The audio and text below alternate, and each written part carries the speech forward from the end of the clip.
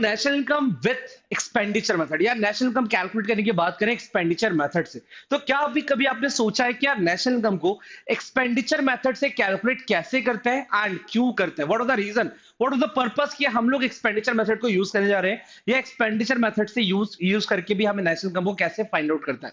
तो अगर ये कंफ्यूजन आपके माइंड में चलते हो और आपको लगता हो कि यार बहुत ज्यादा डिफिकल्ट हो जाता है हमारे लिए नेशनल इनकम को निकालना एक्सपेंडिचर मेथड के थ्रू, तो भैया इस सेशन के बाद ये जो कंफ्यूजन है, ये जो थॉट है कि यार बहुत डिफिकल्टी वाला मेथड, ये सारा कंफ्यूजन, ये सारे थॉट्स क्लियरली आपको बिल्कुल क्लियर हो जाने वाले, कंफ्यूजन जो सारा है वो दूर हो जाने वाला है। तो चलिए शुरू करते हैं, बात करते हैं आज यहाँ पर कि अगर आपको सपोज नेशनल इनकम निकालने के लिए आता है बाय एक्सपेंडिचर मेथड, तो किन किन बातों का ध्यान रखना है एंड कैसे क्वेश्चन को स्टार्ट करना है और कैसे एंड करना है। Got it? तो चलिए भाई स्टार्ट करते हैं measurement of national income by expenditure method. But उससे पहले सबसे पहले हमें समझना पड़ेगा कि यार इस मेथड की जरूरत क्यों पड़ी, या ये मेथड इंट्रोड्यूस कहां से हुआ, कैसे, किस चीज को बेस बना के इस मेथड को लेके आया गया। बिकॉज जब हम बात मेथड की करते हैं तो ऑब्वियसली सेम चीज को निकालने के अलग अलग मेथड्स होते हैं एंड हम सबको पता है कि नेशनल इनकम निकालने के लिए ऑलरेडी कितने मेथड्स हमने पढ़े। तो आपने बोला सर हमने नेशनल इनकम के निकालने के लिए इनकम मेथड भी पढ़ा, हमने नेशनल इनकम निकालने के लिए सपोज कभी यहां पर हम बात करें तो हमारा वैल्यू एडेड मेथड भी था, और एक और मेथड यानी कि एक्सपेंडिचर मेथड। सो बेसिकली बच्चा एक्सपेंडिचर मेथड का बेस क्या है, आपको यह समझना पड़ेगा कि बेसिस क्या है, किस बेसिस पे हम एक्सपेंडिचर मेथड को लेकर के आ रहे हैं। तो आपको समझना पड़ेगा इकोनॉमी के अंदर जैसा कि हम बात करते हैं two sector economy model, and वहां पे दो सेक्टर्स को कंसीडर करते हैं, हाउस होल्ड एंड फर्म को। तो अगर ये हाउस होल्ड है, भाई, तो इकोनॉमिक के अंदर हाउस होल्ड को क्या हो रहा है, तो हाउस होल्ड वर्क कर रहा है फॉर इनकम जनरेशन, यानी हाउस होल्ड काम कर रहा है इनकम जनरेट करने के लिए। अगर हम बोले कि यार सर आप भी हाउस होल्ड का पार्ट हो, हाँ आप भी हाउस होल्ड का पार्ट हो, बिल्कुल ठीक है। तो अगर हम लोग हाउस होल्ड का पार्ट है तो हमारे पास इनकम कैसे जनरेट होगा, हमारे पास इनकम कैसे आता होगा? तो हमने बोला बेसिकली सर अगर हमारे पास इनकम आती होगी तो हमें इस चीज को समझना है। हाँ, इनकम अगर हमारे पास आती होगी बच्चा, तो बेसिकली हम क्या समझेंगे, हम किस बारे में बात करेंगे कि इनकम अगर हमारे पास आया तो बेसिकली कैसे आया, जब हाउस होल्ड क्या करेगा बच्चा, जब house hold factor services provide करेगा, जब house hold factor services provide करेगा तब जाकर के हाउस होल्ड को इनकम जनरेट होगा। अब एक बात बताओ कि यार इतनी मेहनत क्यों कर रहे हैं इंसान, मैं इतनी मेहनत क्यों कर रहा हूं, आप इतनी मेहनत क्यों कर रहे हो, या इतने सारे लोग हमारे आसपास में जो है वो इतनी सारी मेहनत क्यों कर रहे हैं, क्यों पढ़ाई लिखाई करके जॉब पे जा रहे हैं, जस्ट बिकॉज सबको इनकम कमाना है, पैसा कमाना है। अब सर पैसा कमा के क्या है भाई, क्यों कमाना चाहते हैं पैसा, सब लोग पैसे के पीछे क्यों भाग रहे हैं? तो क्योंकि उनके अपने कंजम्पशन यानी अपने वांट्स है, अपनी नीड्स है। भाई ऑब्वियस अगर मेरे पास पैसा आ जाएगा तो मैं क्या करूंगा भाई, कुछ मुझे गुड्स खरीदने होंगे मैं वो गुड्स खरीदूंगा, कुछ सर्विसेज मुझे लेनी होंगी तो मैं वो सर्विसेज लूंगा। तो जिन गुड्स को मैं खरीदना चाहता हूं, जिन सर्विसेज को मैं लेना चाहता हूं, उनको मैं ले पाऊं, इसके लिए मैं इनकम जनरेट कर रहा हूं।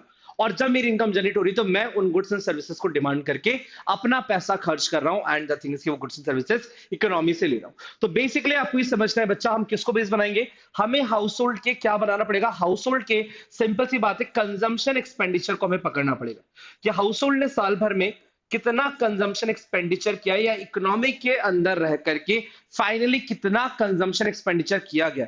क्यों सर, जस्ट बिकॉज की कंजम्पशन एक्सपेंडिचर फर्म से कितनी वैल्यू का total value of goods and services,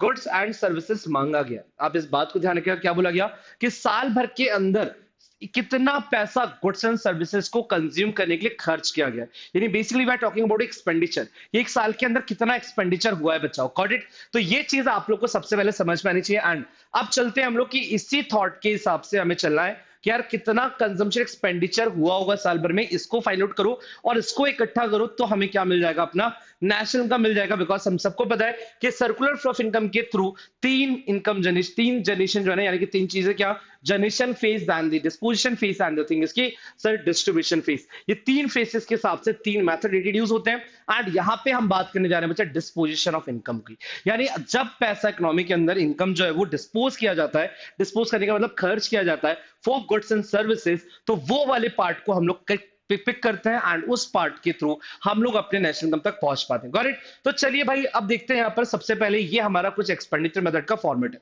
कि हमारी इकोनॉमी के अंदर जो कंजम्पशन करने के लिए कौन कौन रिस्पॉन्सिबल है।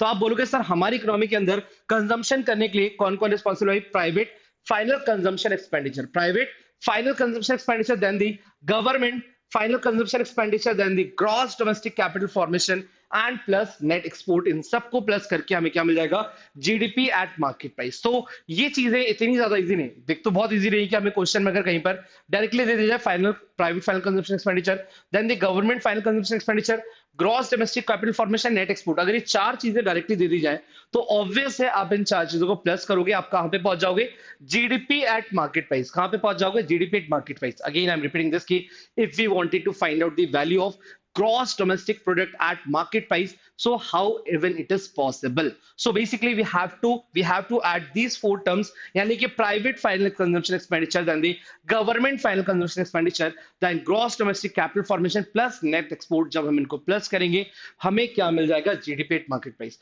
और जीडीपी एट मार्केट प्राइस से एनएनपी तक पहुंचने में कोई दिक्कत नहीं, यानी कि मैंने यहां लिख दिया अगर कि जीडीपी एट मार्केट प्राइस पे हम लोग एग्जिस्ट करते हैं। कहां पे है भाई, जीडीपी एट मार्केट प्राइस पे हम एग्जिस्ट करते हैं। और हमें कहां पहुंचना है, हमें पहुंचना है भैया एनएनपी एट एफसी पे। जीडीपी एट मार्केट प्राइस पे हम अवेलेबल है एंड एनएनपी एट एफसी तक हमें पहुंचना है। तो बेसिकली बच्चा हम क्या करेंगे, जी से एन पे आना है, यानी ग्रॉस से अगर हमें नेट पे आना है तो हमें क्या करना पड़ेगा, ग्रॉस से अगर नेट पे आना है तो बच्चा सिंपल सी बात है, अगर हमें ग्रॉस से नेट पे आना होता है हमें माइनस करना होता है डेप्रिसिएशन, यानी कि ग्रॉस से नेट पे आना है तो माइनस डेप्रिसिएशन। डोमेस्टिक से नेशनल पे आना है बच्चा क्या करना पड़ेगा, तो प्लस एनएफआई, जिससे हम डोमेस्टिक से नेशनल पे पहुंच जाएंगे। पी से पी कोई दिक्कत नहीं है, तो एमपी से फैक्टर कॉस्ट पे पहुंचना है, मार्केट प्राइस से फैक्टर कॉस्ट पे पहुंचना है बच्चा। फैक्टर कॉस्ट से जब मार्केट प्राइस पे पहुंचा जाता है तो एनआईटी को प्लस किया जाता है, फैक्टर कॉस्ट से जब मार्केट प्राइस पे पहुंचा जाता है तो एनआईटी को प्लस किया जाता है। जब हम मार्केट प्राइस से फैक्टर कॉस्ट पे जाएंगे तो हम क्या करेंगे, माइनस एनआईटी। तो ये वाला टर्म जो है ना हमारा रिलेटेड एग्रीगेट्स वाले काम में दिक्कत नहीं, आपको जीडीपी एट एमपी को अगर एनएनपी एट एफसी में कन्वर्ट करना है तो ये काम आपके लिए बहुत इजी है। बट द फैक्ट इज कि भाई हमें क्या दिक्कतें आ सकती है, हमें GDP at MP directly question में नहीं दिया होगा। अच्छा, हमारे क्वेश्चन में डायरेक्टली ये चार टर्म्स भी नहीं दिए होंगे कि जिनको हम ऐड करके डायरेक्टली जीडीपी एट एमपी तक पहुंच जाए।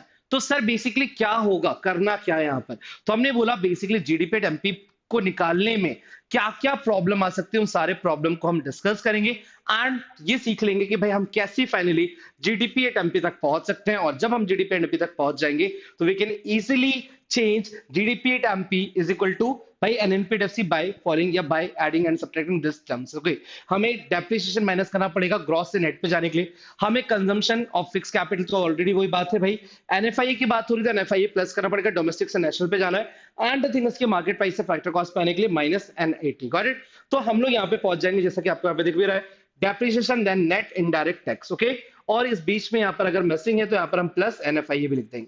क्या लिखेंगे भाई, प्लस एनएफआई, क्योंकि आपको ऑलरेडी भी है कि यहाँ पर पहले एनडीपी तक पहुंचाया इन्होंने, डोमेस्टिक इनकम तक, फिर एनएफआई ऐड किया, तो मैं वहीं पर डायरेक्टली लिख दे रहा हूँ कि हम डायरेक्टली अगर एनएफआई को ऐड कर दे तो हम लोग डायरेक्टली एनएनपी एट एफसी तक पहुंच सकते हैं। ओके बच्चा, तो आई होप यहां तक चीजें क्लियर है।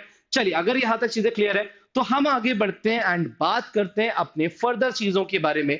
यानी कि सर बेसिकली अब आप इसको डिटेल में समझा दो कि अगर आपने ये बोला कि चार चीजें हमें मिल गई, फिर से रिपीट करूं, private final consumption expenditure, then government final consumption expenditure, gross domestic capital formation या gross final domestic capital formation and the things की net export।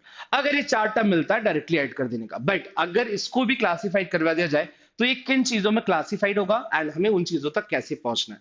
तो ध्यान से सुनेगा बच्चा, यहाँ पे क्या बोला गया, फाइनल कंजम्पशन एक्सपेंडिचर भी अगर आपको डायरेक्टली मिल जाए तो अच्छी बात है, अदरवाइज आप क्या बोलोगे, final consumption expenditure will be classified into two different categories. Is it, क्या बोला गया हमें यहाँ पर, क्या बोला जाएगा भाई, तो हम बोलेंगे final consumption expenditure will be classified into two different categories.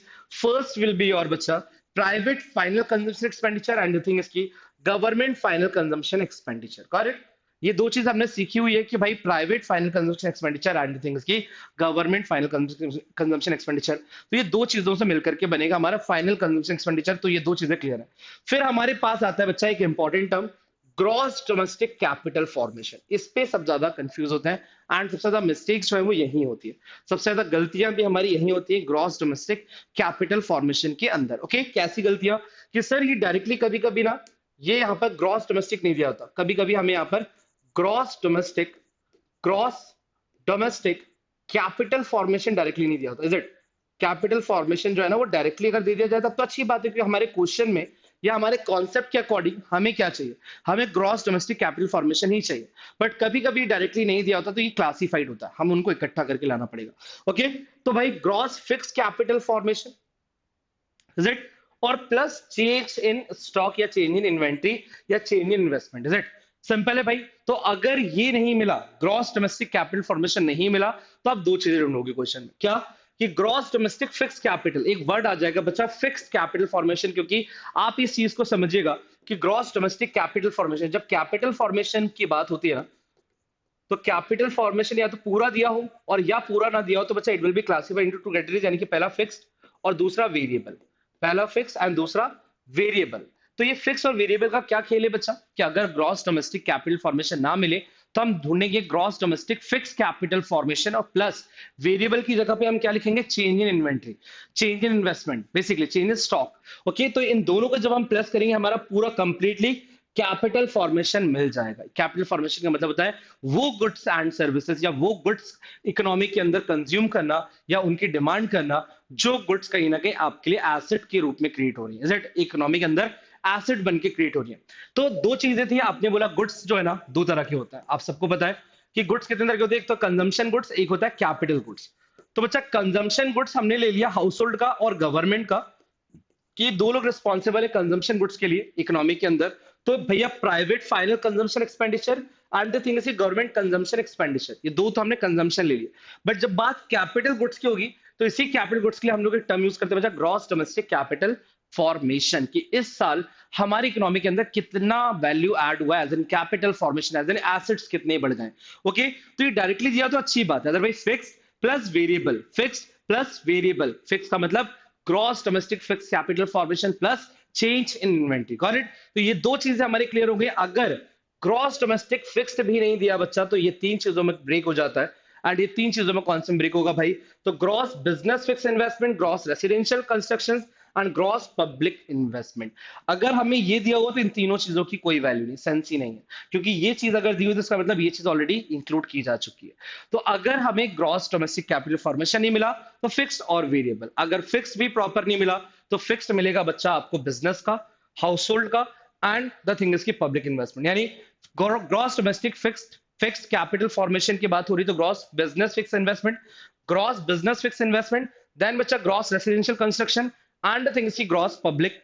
Is it?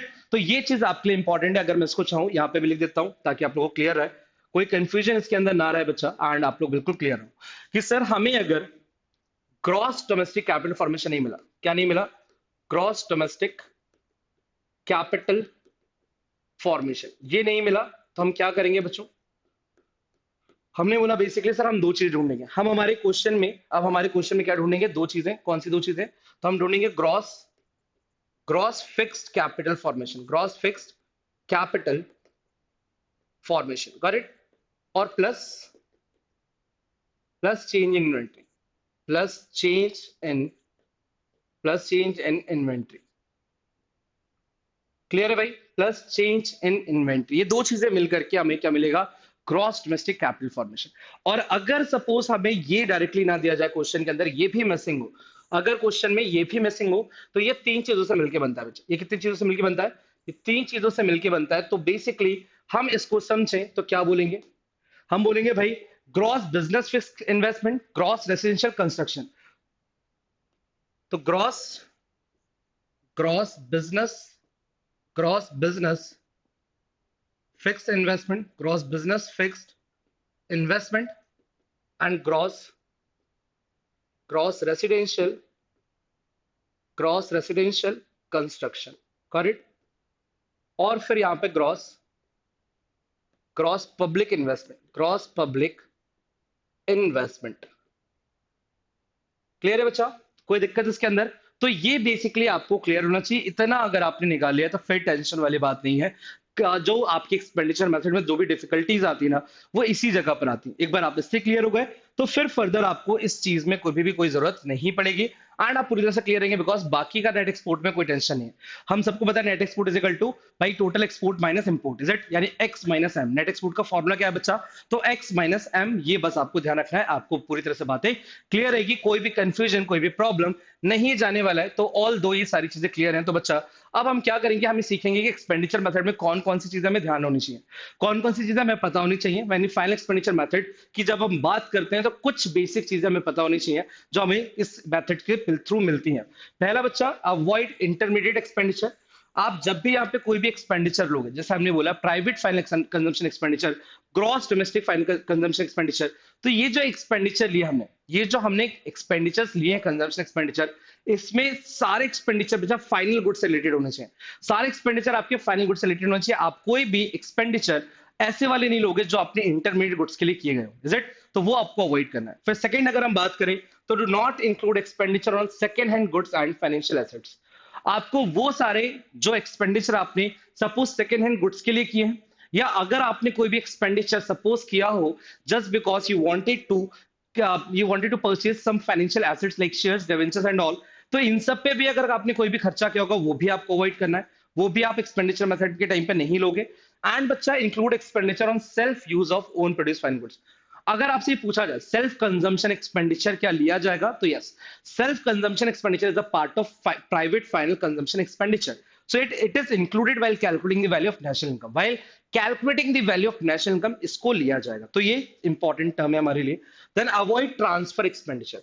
और क्या बोला जाएगा भाई, ट्रांसफर एक्सपेंडिचर को आपको अवॉइड नहीं करना है, मतलब अवॉइड करना है इन द सेंस कि बेसिकली फैक्टर पेमेंट्स वगैरह लिए जाते हैं, बट आपने चैरिटी की, आपने किसी को स्कॉलरशिप दी, आपने किसी को सपोज कोई अलाउंसेस दिए फ्री ऑफ कॉस्ट में, तो बेसिकली ऐसी चीजें भी आपकी नेशनल इनकम निकालते टाइम कैलकुलेट नहीं की जाएंगी। आप सबको पता है transfer income, transfer payments consider ही नहीं की जाती, only factor income, factor payments को ही हम यहाँ पे कंसिडर करते हैं। ओके, सो ये था बच्चा हमारा एक्सपेंडिचर मेथड। अगर आप एक्सपेंडिचर मेथड आपके एग्जाम में आता है तो अब आपको किसी भी तरह का कोई भी प्रॉब्लम नहीं जाएगा। तो इसी तरीके से आपको बहुत सारे यहाँ पर सेशंस मिलने वाले अपकमिंग डेज के अंदर, बट उसके लिए अभी आपको क्या करना पड़ेगा, चैनल को सब्सक्राइब करना है, अपने दोस्तों के साथ ये इंपॉर्टेंट सेशन को शेयर करना है, मुझे बताना है कमेंट सेक्शन में ये सेशन आपके लिए कितना ज्यादा बेनिफिशियल था एंड और किस किस तरह के सेशंस की आपको नीड है, आप कमेंट सेक्शन में जरूर लिखिएगा।